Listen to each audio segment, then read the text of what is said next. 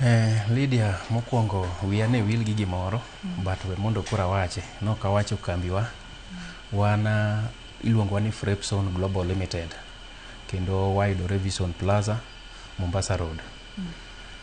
Kaka nayudora ka, bende is a little bit funny, mana kaka owadwa betemo kele, ningech inyalo yudo ni kanatieko form 4, abiro Nairobi.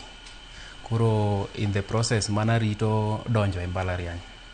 Bende adonjo ang'owa, nadonjo kuom wetena, ma kanabira yudo gima gitimono, tawacho ni adieri, tich mar lwedo be, kendo landscaping kaka ing'eyo Lydia, ineno en gima moro ji e piny mangima. Kata sani kidhi kata mana recreational places, kuma ji yude mor. Iyudo ka ng'ato wang'e ng'iyo mana kuma ber mopidh maber, mauago, lumbego.